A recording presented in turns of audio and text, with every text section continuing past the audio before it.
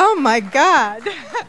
I'm so excited. I was like, hey, you guys better come. If you RSVP, man, you better be here. And sure enough, you did. Wow, this is just so awesome. I'm so excited. You know, I started this meetup because I really thought we had a lot here in Boston and Cambridge, you know. I mean, New York, San Francisco, no, it's happening here in Boston. So I wanted to bring together some of these researchers and today, you know, wow, I don't even know what to say. Thank you so much, G20 Ventures. I'm not even going to talk too long because I want to let our main speaker get up here, but thank you all of you for coming. Thank you, MIT Bitcoin Club, for the help that you've given us, and just thank you, all of you who've stepped in and helped with the meetup and everything. So tonight we have a really special presenter, and you all know who he is. He has a long history in this space, and I've heard some people call him the grandfather of blockchain. Well, that's something when you're only, 31 years old. But that tells you how young this space is. Anyhow, Charles Hoskinson has gone on to do some really cool things, and he started Input-Output Hong Kong, and they are the firm behind the Cardano blockchain. So without further ado, ladies and gentlemen, Charles Hoskinson.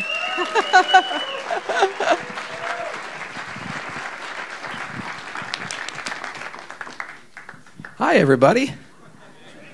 I shaved. You know, everybody noticed that. Y'all mind if I take a selfie?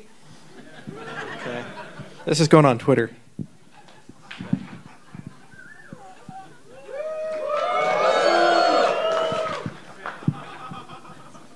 All right, thank you so much. Appeal to vanity.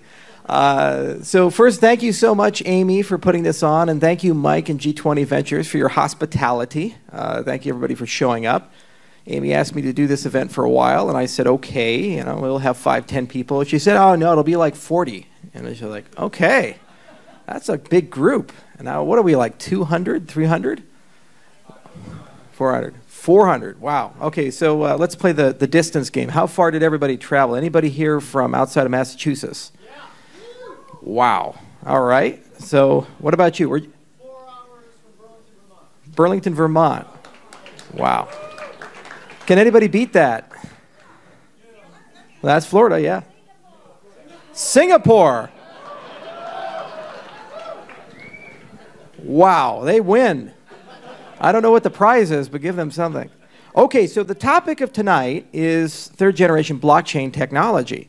And that's kind of funny because many people have just recently or have only been in the space for a little while. We're already in the third generation, apparently. So that's going to be fun. So I've been in the space for a long time. I've been in the space first as kind of a lurker and a watcher since Bitcoin was $1.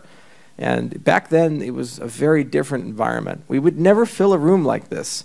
I mean, you could be like, come, free money, pizza, everything you want, and we'd get like 6 people. Okay?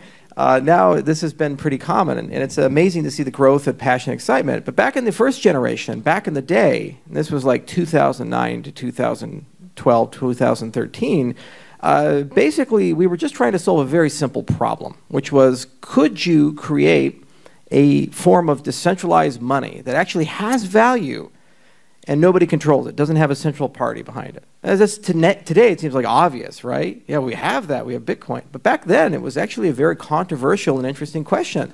You'd mine something, but who would buy it? Where would you trade it? Where would you sell it? I remember back when Bitcoin was $1, I'd be like, I have all this Bitcoin, and my friends would be like, yeah, but what can you do with it? I said, but you don't understand, one day I can do a lot with it. And they were like, ah, you're crazy, okay, go away. So it was a heck of a lot of fun, but here's what happened, it got valuable. So it went from $1 in a very short period of time up to about $250 during the Cyprus crisis. And what that meant was that people started taking it seriously. And when they started taking it seriously, what's the first thing that happens? People start commenting, yes, but. They want to do something to it. They want to build a business on it. And they start discovering that Bitcoin wasn't good enough. So there was an invitation for augmentation. So we started seeing lots of things like altcoins. We started seeing overlay protocols like color coins and master coin materialize. So right around that time period, I said, you know, what the heck do I have to lose? I'll just go into the Bitcoin space and do something professionally, have some fun. The problem was I didn't know anybody. I knew of Bitcoin. I had a forum handle in Bitcoin Talk and Bitcoin Reddit. I mean, that's basically the extent of my exposure. So I said, here's what I'll do. I'm an academic. I'll teach a class. So I'll create a free online course and release it for Bitcoin. Yay. And I'm a Peter Sellers fan, so I named it Bitcoin or How I Learned to Stop Worrying and Love Crypto, after Dr. Strangelove, right? And so I put it on Udemy, put it under Creative Commons license. I released it, and I got, today I think I have like 70,000 students or something like that. And I got 5,000 emails, and I replied to every single one of them. And what I gained from that is I got to meet everybody. I met Adam Levine, I met Andreas Antonopoulos, I met a lot of venture capitalists, and it was just an amazing experience. And from that, I was able to leverage a career and build some companies. But the thing I'm known for is the project of frustration. That's Ethereum. And that came a little bit later. So what happened was that there was a convergence of forces.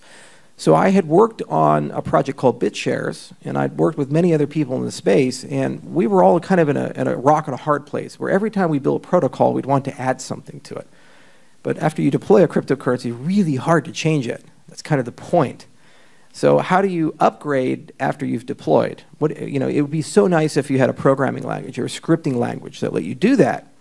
And right around the same time, Vitalik Buterin was working on Color Coin's master coin, and he was just in development hell. He was having all of this trouble trying to upgrade Color Coins and master coin to do reasonable things. Okay?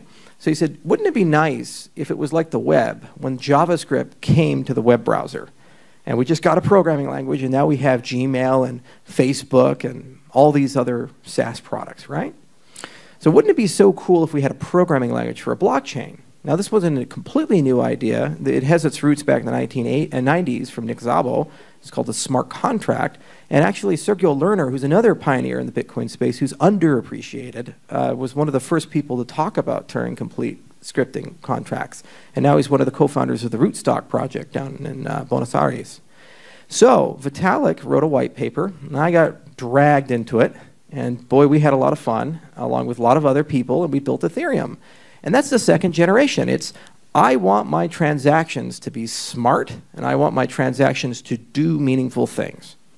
Okay? So it's not good enough to have money. It's not good enough to have a decentralized database, a blockchain, whatever the heck that means. But you also want the things that are happening to be eventful, stateful, rich, and programmable. So for example, imagine if you have a business logic where you have a board of directors, and you have normally 3 of 5 people are required to sign for a transaction. But on December, it goes down to 2 of 3 because 2 of those directors go on vacation. That's your business's custom logic. I can't predict that. But with a smart contract, you can write that kind of a relationship, financially speaking. And it can be as arbitrarily complex or arbitrarily simple as you want. The point was that you're in charge of that transaction. So this was a crazy idea. We took enormous criticism for it. We had no thought that it was ever going to succeed. We released it, now it's worth $100 billion, and everything's gone mad, right? It's paper. So here's what's happened, is that the world is kind of caught up, and they said, decentralized money, that's a really good idea. Okay, check the box. Smart contracts, we like them. There's a lot of cool things you can do, and now we're having questions of how do we want to do them. You know, do they want to be Turing complete, Turing incomplete? Do we want to write special languages for them? Do we want to write them in normal programming languages? Are we going to run them on blockchain, off blockchain? But the concept is okay. Check. Do they work for billions of people? No. CryptoKitties killed us. Be killed by a cat. Oh well, at least we have a few more lives. So anyway, they don't work at scale. The other problem is we have thousands of them, right? If you go to CoinMarketCap, you'll see all these cryptos all the way down, a few I built. And guess what? They don't talk to each other. A lot of them are blind, deaf, and dumb. So that's not a good thing. Finally, how do you decide how to pay for things and to govern things with cryptocurrencies? So let's say that you are a genius cryptographer, and you're like, yeah, man, I'm going to solve this quantum computer crisis. I have XMSS. It's the best signature scheme ever. And he's also a genius cryptographer. He's like, nah, man, lattices are like so much better. We're going to go with Bliss or dilithium or something like that. Okay, these are 2 proposals, and let's say they're both great guys. How do we decide which one to go with? Who gets to decide that? Do we just go to Bitcoin Talk? Do we go to Reddit? whoever has more Twitter followers. I mean, like, what is the empirical, meaningful, systematic way upon which we are going to govern these open source, not centralized, not curated protocols without an appeal to a cult of personality or something along those lines? And that's a challenging question. And we've already seen the fractures of governance. Anybody here hear the block size debate? Yeah? Anybody here have any Bitcoin Cash? Anybody have any Ethereum Classic? There we go. I'm just going home now. Okay, so anyway, basically we have a governance crisis, and it's a very challenging one, and it's one that it creates a barrier to consumer and enterprise adoption, because you as an executive can't go to your boss and say, hey, CEO, I think we should use this blockchain for this thing. It's like, yeah, but we have no idea how it's going to change, who's going to change it, when it's going to change, and what it's going to do. And we have no say in the matter. It's like, yeah, that's a good idea. I should build $1 billion product on that. I mean, think about that. It's not a really good and meaningful conversation. You know, the other thing is, how do you pay for stuff? So we have the ICO. Anybody here have an ICO? Yeah, right. SEC's not in here, I think. Right, okay, good. So what is the ICO? Well, you know, we inadvertently created the Rube Goldberg machine with Ethereum for venture capital, which really makes Mike's life difficult, right? People are like, wait, why do I have to give you equity? I can just issue a token and raise 10 million or something like that. But that's temporary. Don't worry, you guys will be okay. But basically, you just issue a token, like an ERC20 token. You go do a crowd sale, whatever that means, and you raise a bunch of money, and now you have a bunch of money. And you can go spend it, and it's a donation, so no strings attached. But no, levity aside, the ICOs are great, and they're becoming regulated. There's lots of ideas, from Smart Valor to Blockhouse and others, Project Brooklyn from Consensus, about how to do these things, how to govern the funds that are collected, the checks and balances and controls that ought to be put together. So that's wonderful, but it's an injection of capital. And like an IPO, these are injections of capital that you can't do consistently and repeatedly, right? So how do you pay for things long term? And how do you pay for things without having a big pool of money laying around that somebody's going to control? Okay, so we have that problem again. So we have a sustainability problem as well. So we have a scalability problem. We have billions of users that are coming in, and we don't know how to handle them, and CryptoKitties is killing us. We have an interoperability problem in the ecosystem where we have thousands of cryptocurrencies, and they're all just not talking to each other well. And we have a sustainability problem where basically you can't figure out how to pay for things without these damn ICOs, and also it's hard to figure out where to go. So whenever you have problems that are indicative of your size, scope, and scale, whenever you have problems that occur as a consequence of success, that's a good symptom that you have a new generation coming.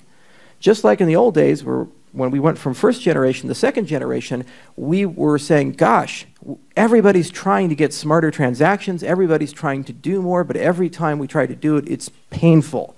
Now we're in the same situation where I want to do all this cool stuff, but I want to do it on a global scale. I want to do it with traditional systems and other people's systems. And I also want to build a community with having to hold $1 billion of their money and trying to play venture capitalists. That's a big challenge. And that is basically an invitation for the third generation of cryptocurrencies. It's an invitation for new classes of technologies. So congratulations, you've lived through 2 generations already. Isn't that cool? You all should have like white beards and be like Vince Cerf and be like, back in my day, we screwed up so bad. Right? Okay, so what is IOHK, what is Cardano, and what are the other third generations? So after Ethereum, I kind of had the luxury of being able to start a kind of company that I wanted to start. So I'm kind of an academic. I studied mathematics. I like analytic number theory. And so I said, you know, there's a deficit in our space with respect to rigor. There's both a peer review and academic deficit, and there is an engineering deficit. So on the peer review side, we have a lot of people writing papers, and those papers are not really rigorously checked by people who should be reading them. And these papers are playing with not simple things. They're playing with cryptography, with programming language theory, they're playing with game theory, they're playing with all kinds of things that people spend a lifetime studying and rigorously reviewing and having to go to great schools like Harvard and MIT and Boston University and CU Boulder all right, best for last. Go Ralphie. But anyway, they have to go to these great schools to learn how to do these things, and then they have to go submit their papers to a conference for the computer science side or a journal for other sciences, and guess what happens? You get your paper rejected. Or if it gets accepted, it's like conditionally accepted, and they yell at you, and then you have to go and show the paper off, and then they yell at you. And it's like a very masochistic process. There must be a special kind of crazy that goes into these fields. But the end result is that you actually have some degree of assurance that the paper may be right, that the claims may be reasonable, that the things we're trying to do may be accomplishable, and that they've been checked by people who've spent their lives thinking about this stuff. So I said to myself, it'd be so cool if I started a company that did that. But that alone is kind of not a business model. It's kind of a loss leader. You spend money, but there's like not money coming from the other side. So I said, you know, I do need to do something. So why don't we build cryptocurrencies for a living? That would be a heck of a lot of fun. So I said, okay, but if we're going to build them, we're going to build them like a mathematician would build them. So we're going to build them in Haskell, and we're going to build them with formal methods. So what the bloody hell is Haskell? Or what is functional programming? Well, basically, it's just a different way of writing code that brings it closer to math. And it's a different way of writing code that allows you to use all kinds of new tools to test and check what you're doing to make sure it corresponds with reality. It's not new. It's been around for a long time. The problem is it's a little harder to write Haskell code. It's a little harder to test it, a little harder to find developers. So it's not quite as popular as Java and JavaScript. But the other thing that Haskell can do that's really magical is Haskell also is really easy to work with formal verification tools. So what the heck is formal verification? Why should we care? Okay, so you have a paper, okay? I don't have another prop. Actually, I do have the stand. Okay, and so you have your code. Code lives here. So your paper lives in like the Billiken land. Billiken is like a Japanese spirit of the god of the way things ought to be, not the way that things are. Okay, so this is an ideal. It has ideal functionality, all these cool properties and features, and this lives in the academic's mind. Now let's assume the paper is right. Then at some point an engineer comes along and says, I'm going to implement that paper. Cool, it goes over here and writes a bunch of code. And there's this gap. That's called a semantic gap. And basically there's going to be a difference between what the academic did and what the engineer did. There's 1,000 assumptions. There's 1,000 ideal functionalities that had to be turned into real functionalities for the sake of practicality. For example, you can't instantaneously transport a blockchain to everybody right at the beginning of the launch of the network. It doesn't happen, but you can assume that to make a proof work. So there's this gap right here, and if you're not careful, the thing you end up building here isn't the thing that you wrote here. So all the promises, security guarantees, and things that you care about are actually not ported over here. So what formal methods do is they say, we're going to do something about this gap. We're going to write a specification that allows us to close it up a little bit, and it's going to extract all the ambiguity and be machine understandable. But it's not a full implementation. Then what you can do is use what's called a proof of by simulation, here to here, and actually show that every output here is the same as that specification. So in other words, it has no bugs. And as long as the paper is okay, the implementation's okay. And you're like, well, but Charles, that sounds great. Why doesn't all software do that? It is horrendously time-consuming and expensive. And the French are involved with it. Who would want to be with these guys? I'm serious. They screwed us, man. The most popular formal programming methods language is called COQ, C-O-Q. I kid you not. So this is what we deal with. So out of principle, we use Isabelle, which is slightly less popular, but we didn't want to say cock every day.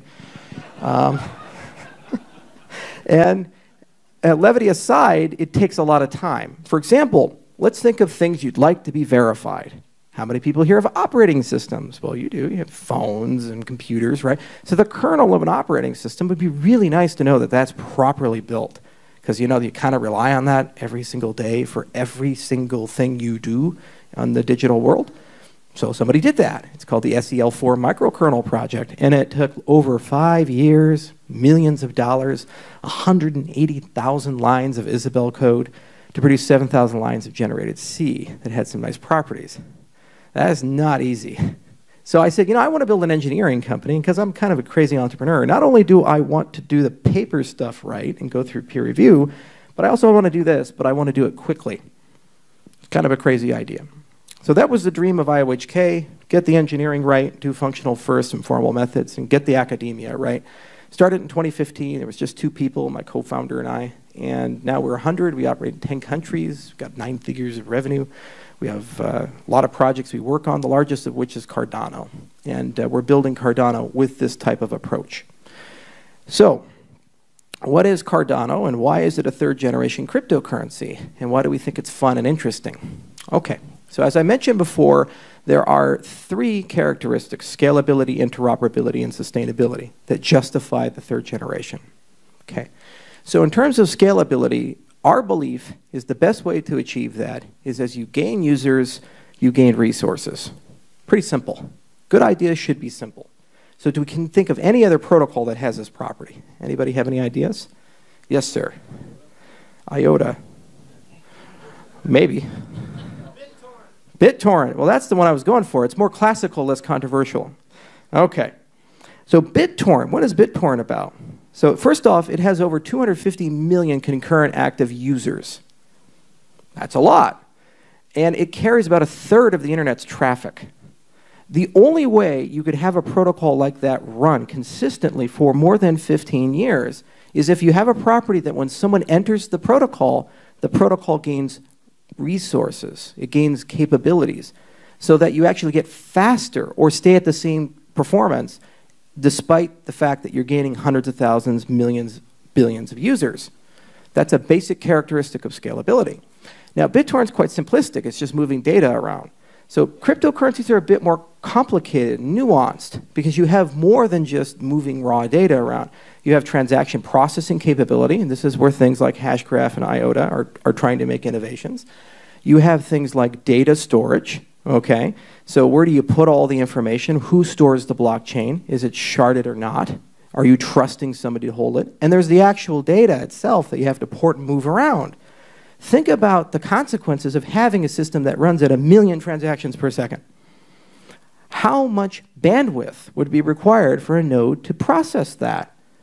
It's not cheap, it's not small, and it's not coming from grandma's Wi-Fi. So our current models that we have for replicated networks, for generation 2, generation 1 cryptocurrencies, exist in a world that everybody has a full copy of the blockchain, that everybody has a reliable, stable internet connection and can keep up with the network. These are assumptions that will become untrue because we become victims of our own success. So to achieve real scalability, you need a protocol that gains transaction processing power, you need a protocol that gains network resources, you need a protocol that gives you more data storage as you gain more users. So that's the first property that we try to resolve with Cardano. Now the problem is that this is a horrendously complex task. A lot of people can claim that they've solved it or they know exactly how to do it or what it is, but it requires lots of protocols. It requires you to design network protocols. It requires you to shard large data sets. It requires you to implement new authenticated data structures. It requires you to put in new cryptography. This is a challenge, and no one solution can actually do all these things together. And also, let's say you think you have it. How do you know you have it? You need peer review. You need some bedrock to sit on. So in 2015, when we first started working on this project, the very first question we asked is, what is bedrock for a cryptocurrency? It turns out not until 2015 was there even an answer for what is bedrock. We didn't know what a ledger is. We had an idea of a blockchain, like an append-only linked list. There's been some ideas of directed acyclic graphs, these types of things, like Spectre, for example. Okay. And yet, we didn't actually know what properties they should have or how to write a security proof. So guess what we had to do? Our chief scientist had to write a paper on it. It's called GKL 15, where we define, this is a secure ledger. This is the standard upon which we ought to be judged. Great. So the first question you ask is, Bitcoin a secure ledger? And actually, in the paper, they proved that Nakamoto consensus forms a secure ledger. So congratulations, Satoshi did something really magical. If it's Craig, kudos. Because guess what? He heuristically designed a protocol that actually turned out to have all the security properties you'd want to have without providing any security proofs, and did it years before anybody bothered to clean it up. That almost never happens. So Bitcoin's pretty magical, and there's a reason why it's so loved. So proof of work solved that problem. Great. The next question is, what other types of protocols that are much more scalable have these properties? So we'd like to use proof of stake. There's a lot of good conversation around it. There's a lot of good science around it that's floating about. But does it have an equivalent level of security as proof of work? This is a horrendously controversial statement amongst the Bitcoin people. They say, of course not. But we're academics. So we said, let's use this foundation we've generated that we've proven that proof of work is secure with, and then let's go ahead and see if proof of stake has the same properties. And surprisingly, the answer is yes. Turns out that given certain assumptions, proof of stake can have an equivalent level of security as proof of work. That, to me, said we're in business. Now, the question is, how do we make it practical? So what protocols do we have to marry it with so that we gain that scalability property? And what protocols do we have to marry it with so that it becomes a sustainable system? And so in 2016, we wrote up our proof of stake protocol called Ouroboros. We had to go through 6 revisions. We first submitted it to Oakland, got rejected. That's a tough conference to get into. So we went to one better called Crypto. We dusted ourselves off. We got into that conference in Santa Barbara. We had to go hang out with Adi Shamir and Whitlock Diffie and the rest of the old guys and some of the new guys and get yelled at, which is our favorite thing to do in the whole wide world. And then after that, we said, you know, we're not done. We have like 6 more papers to publish because this is hard stuff, one of which we presented this morning. And we wrote another paper called Ouroboros Praus that's making our protocol more practical. And we have more papers on the way. But every single one of them is making that heartbeat, that consensus algorithm of our system, a bit more resilient, a bit more robust, a bit faster, and eventually it will gain resources as people join the network. Now that alone is not enough. We need a network protocol. We've chosen RENA. By the way, kudos to Boston. Part of RENA was developed here at Boston University. So, woo! Any BU grads? Okay. So there's a guy named John Day. He helped create the internet, along with a lot of other people. And John is the guy who created recursive internetwork architecture, wrote a lovely book about it. And he was one of many who looked at it, but looked at networking as a distributed computing problem. It's complicated and involved, so I won't go into it tonight, but it's a new type of protocol. It's a little different from normal network protocols, and the power and advantage of it is you gain much more granular control over how you build these large-scale distributed networks. So you can model them so that you don't have to download everything and you still use them safely. Now, if we just did those 2 things alone, we'd have built a pretty good cryptocurrency. And it'll be worth some money in trading. But remember what I was saying is that you have to be interoperable and also sustainable. Plus, it would be nice if we had good smart contracts and stuff like that, right? This is just generation 1 stuff. We're just trying to make generation 1 faster. Okay. So how are we doing smart contracts? Now, here's the problem. We screwed up with Ethereum. Sorry. First off, the virtual machine wasn't really well designed. And it was not well designed because we didn't put enough time into it, enough people into it, and we didn't have enough resources to really carefully think about what are we doing. The languages that we wrote, like Solidity. Anybody here a Solidity developer? Okay. Is that your favorite thing in the whole world? Do you just like wake up every day and be like, man, that Solidity is like Zen? Right, no. No one has ever said that about Solidity. I meet these Clojure developers, and they're like hanging out, painting the Bob Ross, like loving life. Everything's great. And you meet a Solidity developer, you're like in a basement with whiskey, doing cold shots, saying, why won't this work? Okay, so that's an indication we kind of screwed up on language design. So Ethereum has a bit of problems. Ethereum itself acknowledges it, and they're fixing them. They're creating new languages like Viper and Bamboo. They're cleaning up the virtual machine and these types of things. They're even thinking about pivoting to WebAssembly. So evolution is on the way, and things will get better in that ecosystem. But the first thing we do, because we're academics, is we say, well, what should the machine look like? So let's study what we did. So we worked with a team called Runtime Verification. They're based at the University of Illinois in Urbana-Champaign. Huge campus, little city, wonderful place. Grigory Rochu and his team wrote the first set of formal semantics using something called the K framework, where they actually modeled the operational semantics of the Ethereum virtual machine. Huzzah! The hell does that mean? It means that we very carefully read the documentation and the papers and translated it into a formal language that's machine executable. In other words, we actually made the computer understand what we wanted to do, as opposed to what we actually did in code. Okay, what does that mean? It means that now you can actually rigorously look at the system and say, what did we do well? What didn't we do well? And what needs to be completely thrown away? Oh God, what were we thinking? That kind of a thing. The good, the bad, and the ugly of systems design. So Grigory's team took the KEVM, which they published last year. They updated it, upgraded, and created a new register-based assembly virtual machine called Yella, named after a Romanian fairy. You can guess where Grigori is from. So anyway, great machine. We have semantics for that. And we think that this is a much better foundation because it looks a lot like LLVM. Developers are a bit more familiar with that. It's easier to build compilers for that. It's much better studied than the current foundations that we have. But the problem is we also need to be able to write smart contracts in the languages that you want to write them in, not the language that Charles Hoskinson wants to write them in, right? So we said, wouldn't it be so cool if we had some sort of framework where all we have to do is just define a language, and then suddenly the framework itself would like build a compiler for you, and then you could just write your smart contracts in it, and you don't have to do anything. If I ever update the virtual machine, I just do it once, all the compilers auto-build. And you say, oh, but Charles, if only. Well, it turns out that we may be able to do this, and we think we can. There's this thing called semantics-based compilation, and there's a thing called the K framework. And what you do is you write the semantics of a language, and K takes care of all of that, translate your language into another language. So we have K semantics for Java, for C, for JavaScript, for Solidity, for Plutus, which is our own in-house language, and Viper. And we'll just keep writing them. We'll just keep making the framework better. The long and the short is that if we pull this off, you'll just write your code in the language you want, click a button, it compiles, runs on our framework. And you don't have to worry about it or build your own compiler or these types of things. That's pretty cool. And it's actually a big innovation in computer science, and we're pretty excited about where we can take it. We have a very large team led by runtime verification that's working on that, and we think that's fun.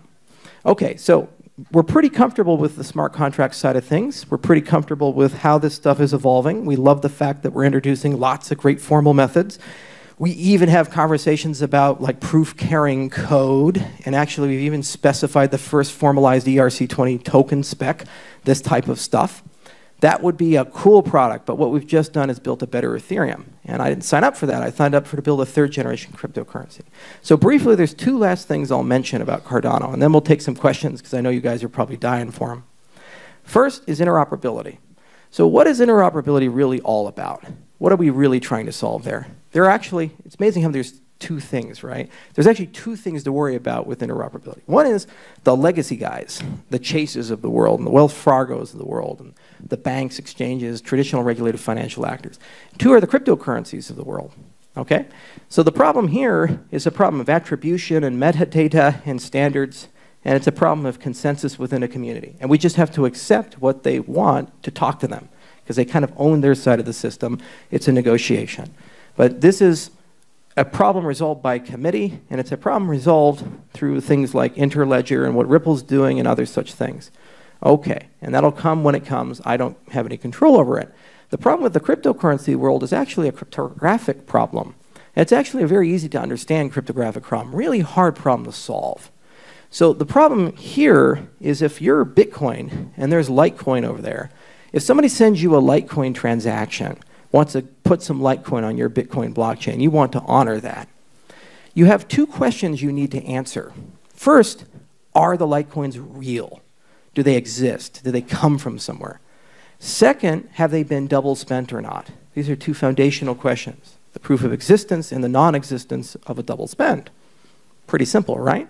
So how do we do that? Well, we trust the consensus of the system. We have a full copy of the blockchain. So wait a minute, if we have 1,000 cryptocurrencies, how can we have a full copy of every chain? No, you can't.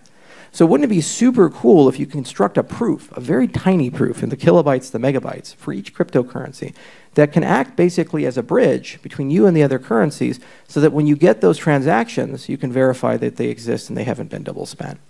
We wrote a paper on this. It's called Non-Interactive Proofs of Proof of Work. And it's awesome. We love it. We just recently pushed it out and we're translating it to proof of stake. And our hope is to pull this into as many proof-of-work cryptocurrencies as well. The carrot outside of interoperability is the fact that you also get super efficient lightweight clients, because the very same thing that allows you to validate that transactions are legitimate from external blockchains allows you to validate that transactions are legitimate within your own blockchain without possessing the whole copy. So it's pretty cool science, and it's going to take some time and effort, but that's what we're doing there. Now for the sustainability side, comes down to voting, voting, voting.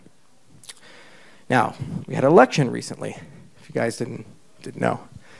Did your favorite candidate win? Mine didn't, although I worked for Ron Paul, so I never will win at anything, guys, right? Okay. So the problem with that election was less about the candidates running. It was more about the voting system itself and the fact that we were given poor choices by the time we had the right to vote. So it's not just being able to vote that matters. It's what you get to vote on, when you get to vote, your incentives to vote, how you vote, who gets to be on the ballot, these types of things that are much, much more meaningful. And it's been studied by cryptographers and political scientists and other academics for a long time to come up with all these cool names like Condorcet voting systems and Borda voting systems and so forth. And the theory is quite interesting. So we have to take a position, and we think the best of the worst is liquid democracy. It actually has a lot of really cool, interesting properties. We get to do things like additive homomorphic encryption, God help us. But at the end of the day, what this is all about is being able to just delegate your vote to other people for each situation, whether it be funding for a ballot or it be voting on a change to the underlying protocol. And it's just a matter of setting thresholds and assigning incentives closely. So like all good academics, we did literature review. So we started with Dash, BitShares, and other systems that had been released in the past that had some notion of voting or treasury, and we extracted from them the good, the bad, and the ugly, similar to how we extracted from the Ethereum virtual machine the good, the bad, and the ugly. And we wrote a paper, put it on our website. Then we put a whole team of academics together at Lancaster University, wonderful place out in the UK, led by Binching, and we're now actually writing papers on how to build a voting system and how to build a treasury that we can abstract away from a blockchain and then put in as a reference model for any blockchain that wants to adopt it, similar to our interoperability work. So our hope is that eventually this can do what Tezos is trying to accomplish, which is saying that you can mutate or change the chain, you can fund things, these types of things, but it can do it in a way where it has some good cryptographic guarantees and some fine game theoretic properties that your voting will result in good outcomes. As prior elections have shown, getting an election system right is super hard, and in itself it's worth a generation. But in my view, it's the only way that we can actually succeed or do anything interesting in the long term, because at the end of the day, these systems need management. They're getting too big. The money's getting too big. The risk of their failure is getting too big. And if we can't find a way to govern ourselves, the governments are going to just govern us for us. And then we've lost. So that's what Cardano is in a nutshell. We have some ideas about scalability. And that starts with the Ouroboros agenda. The conceptual idea is just increase resources as you get people. We have some ideas about interoperability, and that's just all about saying, let's do some sidechain stuff and some magic there. And for the legacy stuff, let's join the right committees and just adopt the standards. And then we have some ideas about sustainability. And that stems from, let's build a good voting system, and let's go ahead and build a great treasury and a great way to change the cryptocurrency.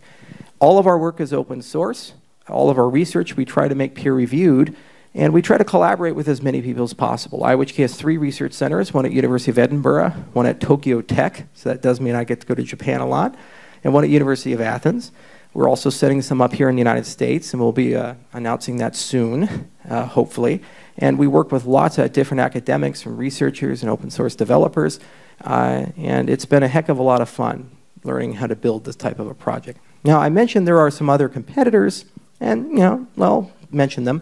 You have guys like IOTA and EOS, and they're in the scalability bucket. They're really trying to push that we can do millions of transactions per second, and these things can handle the load. There are people who are in the governance bucket for like the Dashes and the Tezoses of the world, who are really emphasizing that element of the system. And then you have people like Ripple and Aeon who are living a lot in the interoperability side of the spectrum. So that's okay. That's their vision, and they're all executing, and they have money and people, and we love reading their papers, and we love seeing where they're going. For Cardano, we try to be a little bit like the capybara, try to be like the Zen master of the animal kingdom. We try to be in the center, where we do a little bit of each and provide that to people. So thank you so much for coming. I hope this was a little educating, and I'd love to get your questions. Okay, yeah, for questions, we're going to line up here in front of the mic. Hi, Ty Danko. Massive Cardano fan, and thank you for elevating the level of transparency in all of this. What I don't get is when you make Cardano, I'm going to call it backwards compatible, or being able to accept Solidity and Java and all these other languages. and your essence is being more robust and more rigorous than the other languages. How do you keep the problems of, for like example, the parity wallet exploit from migrating into your system and polluting you? That is a great question. And, actually, you're not the first person to ask me that question. Phil Wadler and I had a long conversation about it. He said, Charles, if you're backwards compatible with Solidity, you basically accept all the sins of Solidity at the same time. It's like, that's a good point, Phil. So the same way that, poor countries protect people, they have walled, happy, rich people land that's segregated and everybody's safe, and then they have the hinterlands where it's Mad Max world. So you do the same thing in protocol design. So you have Cardano SL and you have Cardano CL. So SL is where we do our accounting, and then it's connected via sidechain to CL where we do the computation. And once you've done this abstraction, there's no reason you can't run multiple control layers, one of which is basically a clone of the Ethereum virtual machine, which is 100% backward compatible with the EVM bytecode. And the other one is Yella, our new virtual machine, which lacks complete backward compatibility. So as a coder, you have to make a decision of what you value. Do you value safety, security, or do you value ease of development and your old tools that you're used to? The network will provide resources to both, but the security guarantees are only with one, and it's encapsulated. So you have a varsity and a junior varsity. Yeah. I think so.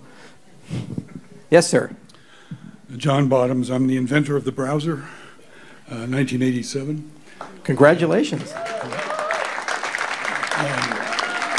I'm sorry that JavaScript got put in it. I feel pretty bad about that. I have a few things to say on that.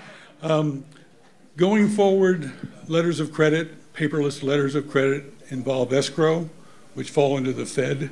Right. What do you see as the way forward? Paperless letters of credit involving escrow.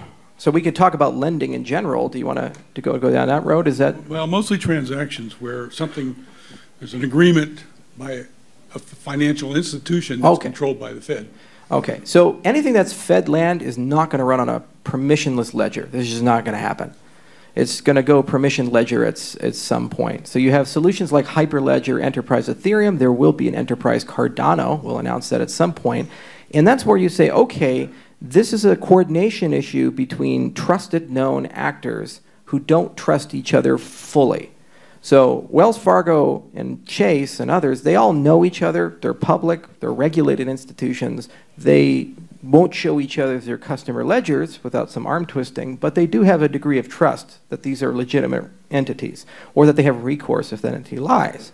So the permission blockchain problem has always been a coordination problem of, I have a collection of actors that must do business with each other due to the dynamics of the market, whether that be telecommunications with spectrum, or you're moving from one telco network to another and you want to have roaming, or that be medical records where you move from one hospital to another hospital, or that be financial transactions where you move from one bank ledger to another bank ledger.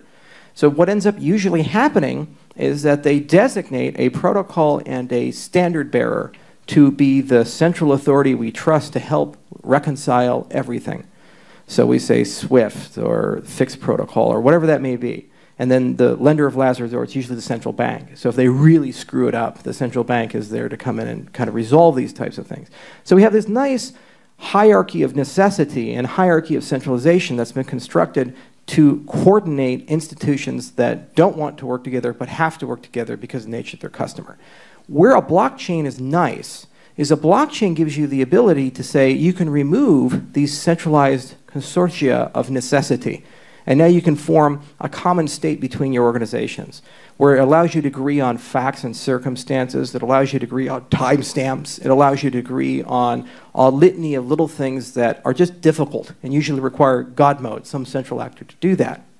Now, in the existence of this, you start having to beg the question, do we actually still need central banks? It's an interesting question. And that's probably going to be the next wave of monetary policy discussion that occurs, saying how much decentralization could be introduced into the central banks. The Federal Reserve itself is a decentralized entity. It's not just one single building sitting in Washington, D.C. with one guy at the top who's like really smart, or gal. It's a committee and a grouping of banks, and there's some degree of decentralization there. So they've already admitted that there needs to be federated control. So similarly, the same discussion that can happen in interinstitutional transactions can also happen with central banking itself. It's not going to happen in America to begin with. It likely will happen in small central banks. For example, in Barbados and Jamaica and all these other little places where they actually have their own central bank because they print their money.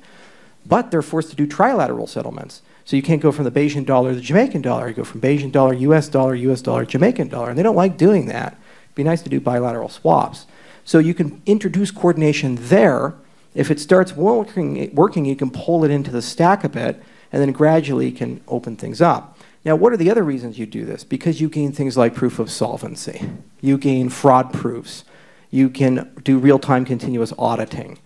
You know, it's much easier to reason about how customers and money is going to flow through that system.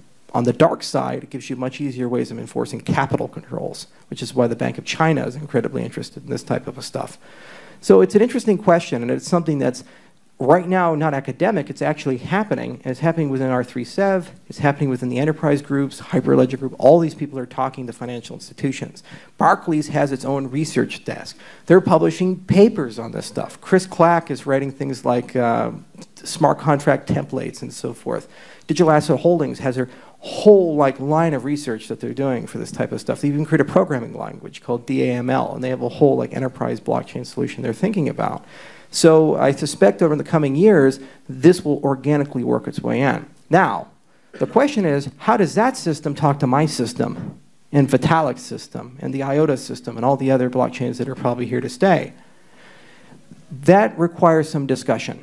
And that requires some standards, and that requires some careful thinking, because these guys, if money is in this system, live within a regulated world, meaning they have metadata, they have attribution.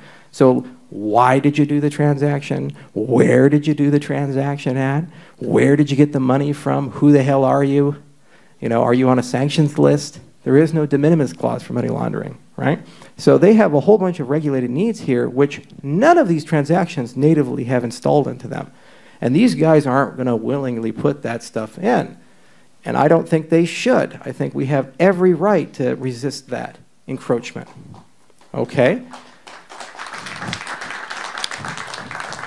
But if you're going to move your money from that system into JP Morgan Chase's ledger, you can't be like, yeah, I know you have to have a relationship with the regulator, but for me, can you just be principled?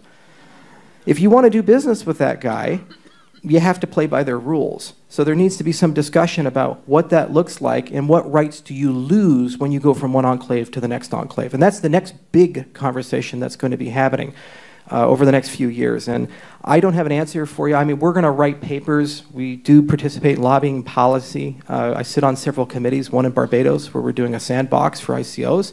So it's like I do have a little bit of say and a little bit of knowledge, but these discussions are above my pay grade, and I'm just going to deal with them. Yes, sir. Hey, my name is Shiv Patel. I'm a software engineer at AWS. Okay. Just wondering, we use your services. Thank you. I'm just wondering, why is IOHK committed to working on Ethereum Classic? What do you think is the market fit, given Cardano's existence? Yeah, that's a good question. You have kids? No. Okay. When you have kids, you'll know this one. If you have two kids, which one do you love more?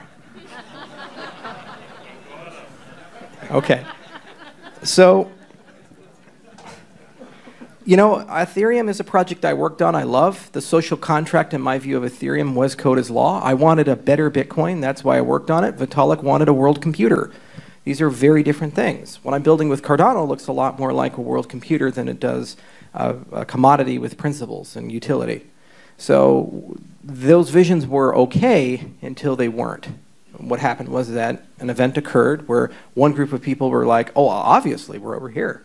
And another group of people were like, well, no, hang on, guys, we're here. What are you doing over there? Come on over. And there's irreconcilable differences. So I happen to be in the minority, and I put my money where my mouth was. I hired a Scala team, and we built a client, you know, and we'll just keep working on it as a donation and keep it coming along. But, you know, there's room in the world for digital commodities, by the way. You think Bitcoin is going to go away? just because Ethereum is here and IOTA is here and these other guys are here. It's going to be here forever. And it's just going to slowly lumber its way around as digital gold. So look at Ethereum as digital silver. It's a commodity in its own right, but it has more utility. You know, silver can be used in medical applications and semiconductors and things like that. So similarly, it has a smart contract language, and we'll try to innovate. We'll innovate on the proof of work side. We'll innovate and try to put a treasury into it and make it a self-sustaining system. And it's a great experiment in decentralized governance. I don't have control over ETC. There's several groups of people from Barry to the Commonwealth to FDev, and these people are equally powerful, if not more so, than our say in the matter. Yet we have to coordinate to upgrade. That in itself is worth our participation, because we're learning how to coordinate with a decentralized system. Instead of being like what Ethereum does or other people do, say you have a God mode, and whatever comes broadcast down, we just accept it. I'm not Steve Jobs. I don't come out with saying, one more thing, here's the iPhone. We're all in this together, guys. We're building these things from the bottom up. And if we really are serious about these being decentralized systems, then we have to get serious about updating and upgrading systems in a federation where people actively don't like you or don't like your ideas on the other side of the federation without turning into Bitcoin and Bitcoin Cash. So if anything, if ETC gives us that knowledge, okay, you know, that's great for me. And I'm also very proud of the software we wrote. We wrote the Mantis client. The growth team spent a whole year writing 10,000 lines Scala code. It's super concise, it's fast, it's beautiful. It's just insanely great. Still not Jobs. And you're just gonna love it. And by the way, we'll have it run in Ethereum mode at some point, so it can both download the ETC blockchain and the ETH blockchain. So well, guess what? We're Ethereum developers too. Maybe we can join the EEA. Maybe they'll send us an invitation. So I understand it's controversial. We have segregated teams. The Mantis team doesn't talk to or work with the Cardano team. They write in different programming languages, and there's not a lot of common DNA there. Second, Cardano is a proof-of-stake system. Ethereum Classic will remain as a proof-of-work system, it looks like. And so we can innovate in different directions and run the experiment of which one seems to be better for the market. And we place Ethereum Classic as a commodity, and we place Cardano as a third-generation financial system that will be the stack for the 3 billion people who don't have one. Said that a lot. Yes, sir. Hey, I'm Sid Ramesh. I recently launched a weekly newsletter on Cardano. I saw that. How much ADA did you get? I said, give this guy some ADA. I don't think we got any because the wallet was still in maintenance in Bittrex. Damn it. We'll check it out. Okay. But encourage you all to check it out. We launched our first issue, and Charles actually retweeted it. Thanks to that. But check us out, subscribe, weekendcardano.com. So my question is, for a lot of people here, at least in North America, Cardano came as a surprise. Like, right. You know, a lot of people didn't hear about it. So you guys were focusing a lot of your efforts in Japan, sort of the Southeast Asian side.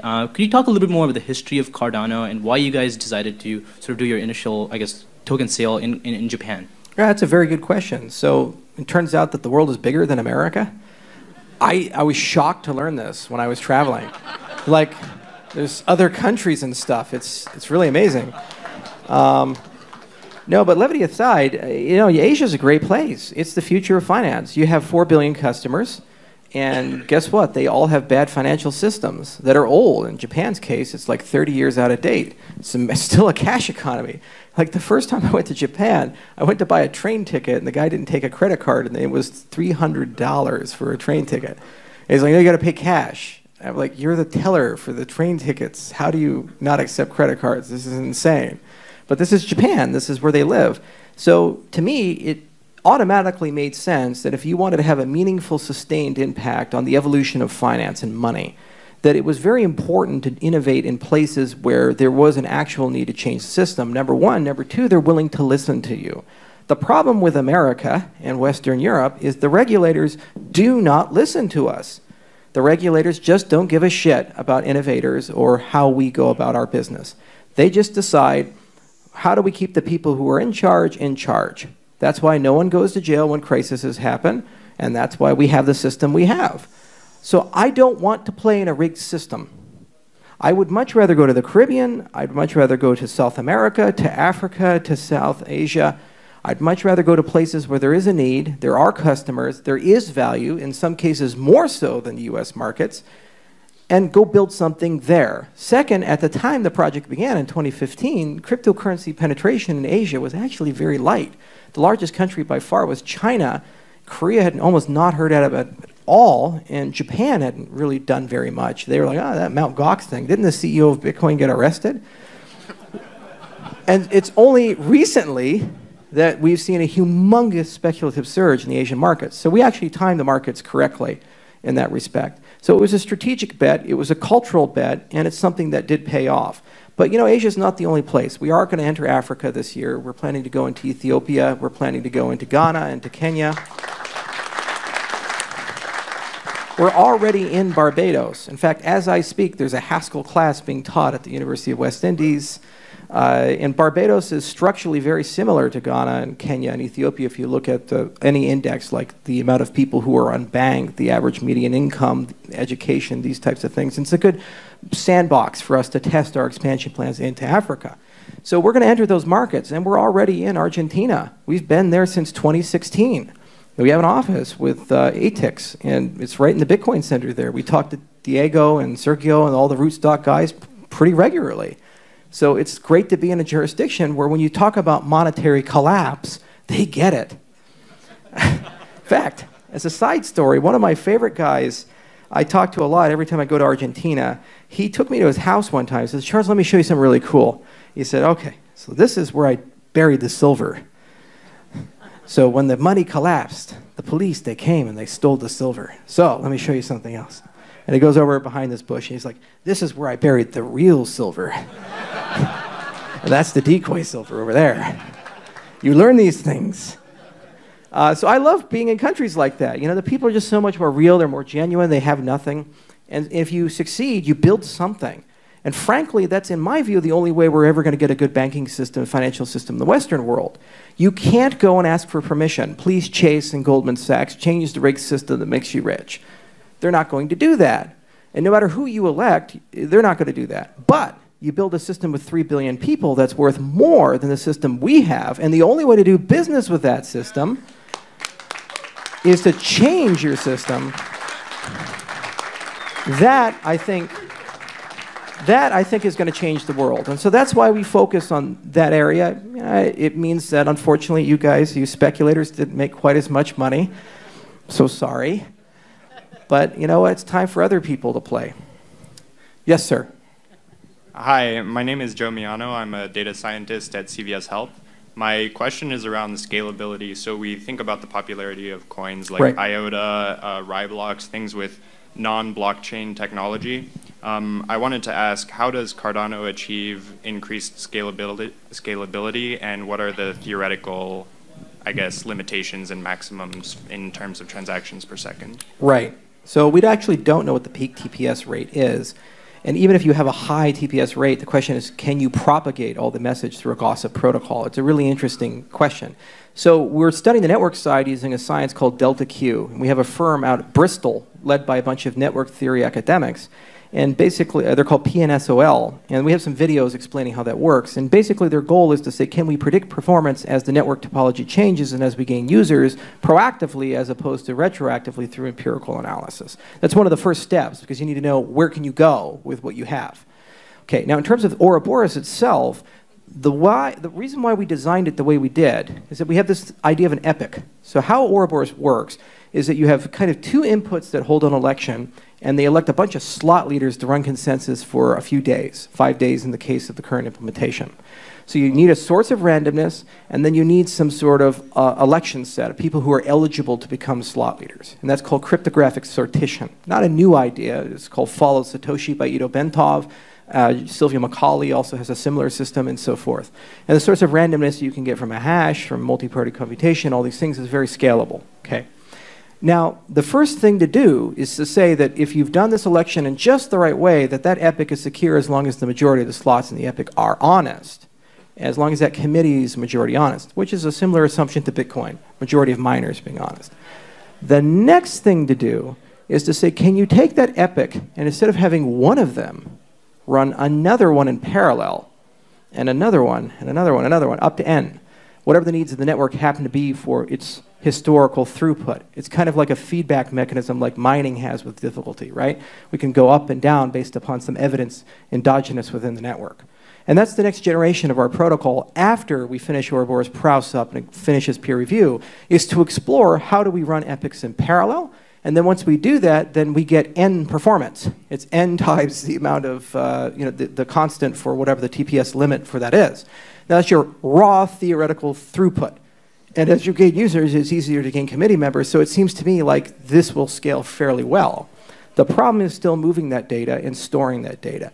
We're fairly along with the moving the data part, and using RENA, we think we have some good solutions. As for chopping up the blockchain and putting it into its own little buckets, and no one has to have a petabyte or exabyte of data, it's still a very hard problem. The good news is there's some very well-funded ventures that are trying to solve that, and we're reading their papers right now, and we're still kind of in the due diligence and literature review phase of the project. But that will become a necessity in 2018, 2019, 2020 as we become more successful and we gain more users.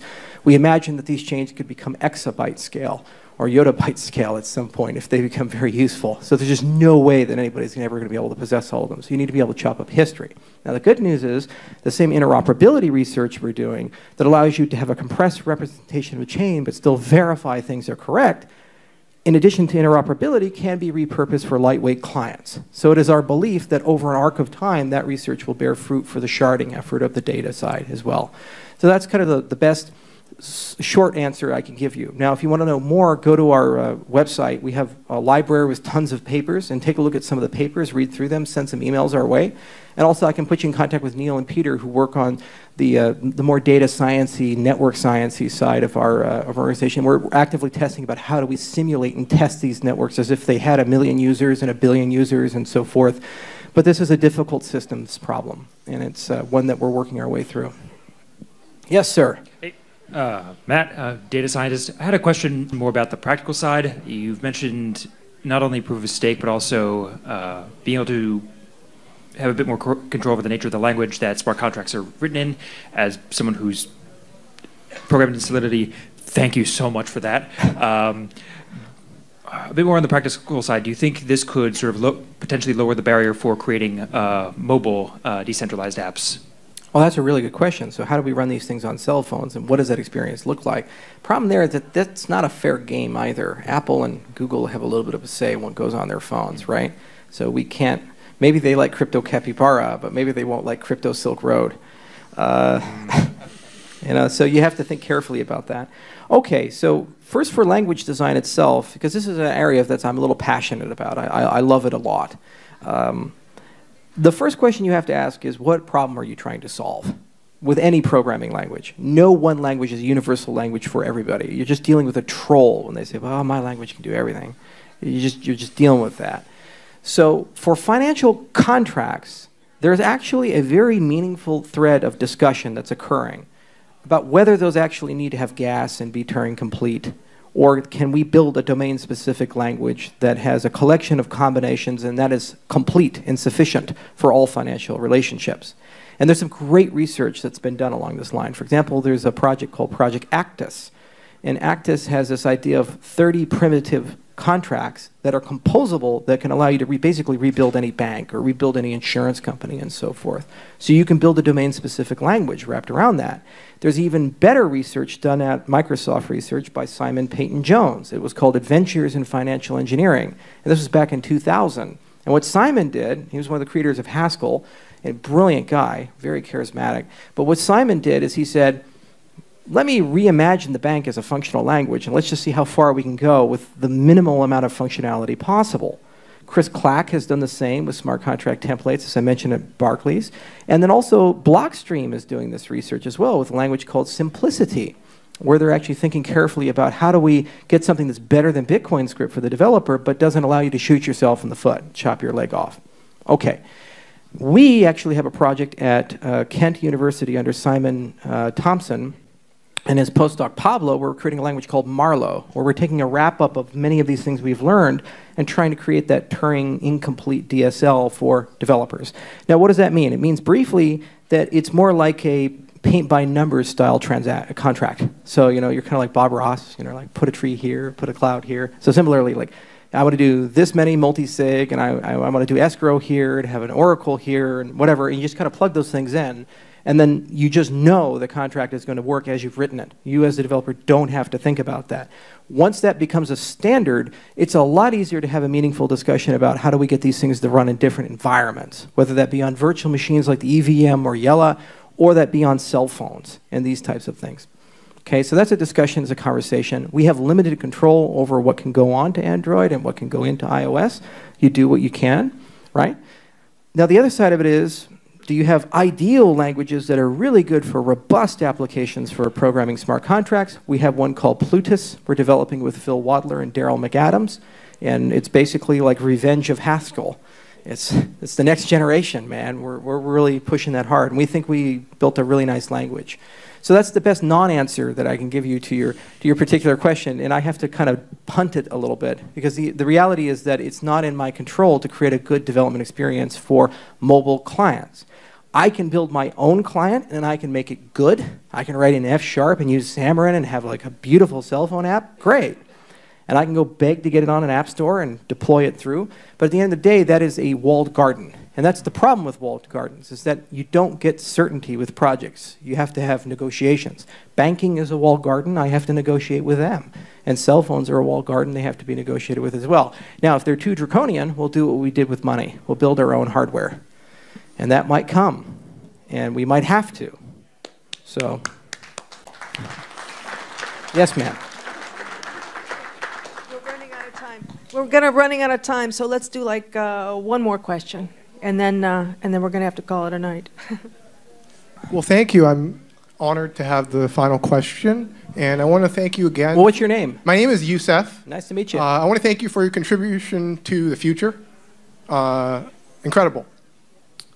As we all know, blockchains are technology, but also economic systems. Right. And social consensus networks.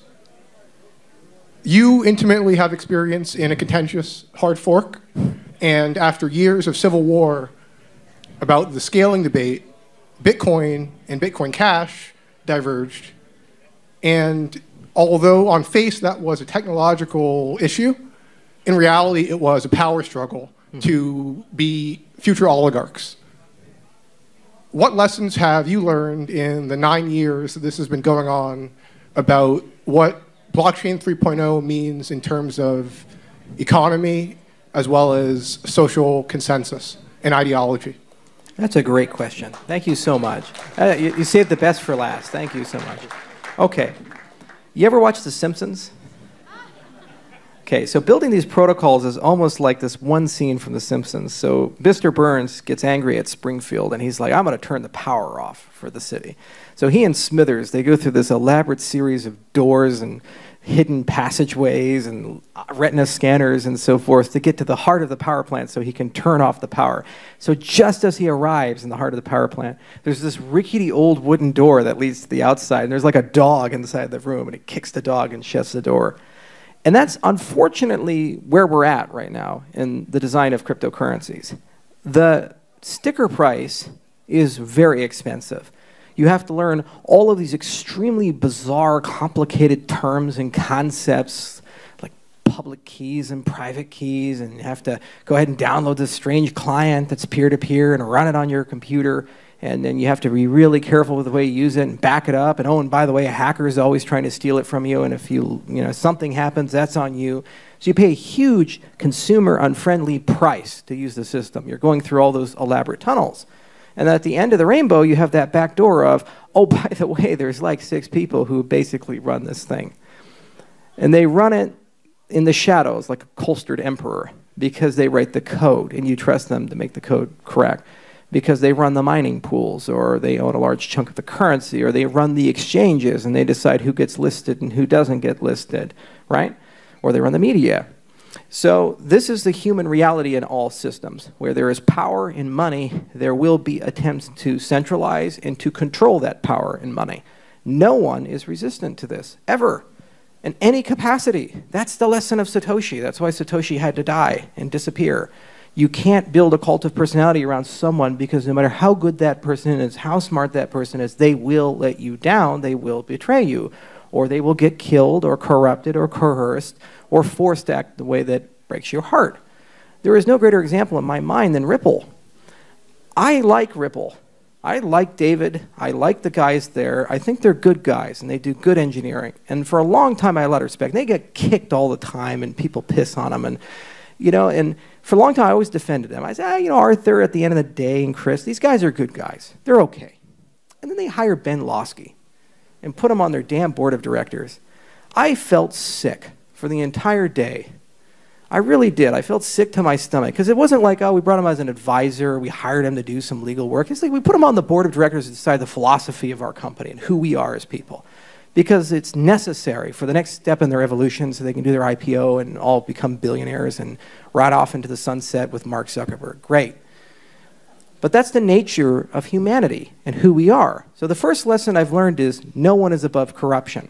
So assume everyone will become corrupted at some point. So how do we establish that things will work right? Process over people. If I make a science claim, don't trust me. Trust the peer review process. It's been around for a long time. It's given us the planes, trains, and automobiles we have and the physics we have. It's pretty good. It's not perfect, but it's pretty good, especially in the computer science world. Okay? That's the first point. Process over people. Second, when people write code, ask who watches them, who's reading the code, who's checking the code. We have an external auditor. It's called FP Complete. We'll start publishing those reports in February, most likely. Who they say, oh, here's the good, the bad, and the ugly of what Charles has done. It's not all swimmingly perfect. But, you know, you accept these things. So make sure that there are checks and balances that are in place behind how the code is written and the claims that are made. That only gets you so far. Your system needs to also have a way of governing itself within the system. You need a constitution. You need rights. The reason why I still have the freedom of speech and the reason why I still have the freedom of religion is because some very smart people a long time ago wrote that down. And they put it in a document that's really hard to change. And boy, there's a lot of people who love to change it if they could change it. So protocols are all about how do we enshrine those principles that we started with before everybody got rich, before everybody got powerful, into the protocol so that when they get rich and powerful, they get tempted to change things for their personal benefits, they can't. This is why I was so against the DAO fork with Ethereum. Because I felt like, okay, well now for the rest of time, every single time a bad event happens, you have to make a decision. And somebody is expected to make a decision, one way or the other. Parity has like, what, 200 million locked. Somebody has to make that decision. Maybe they will, maybe they won't.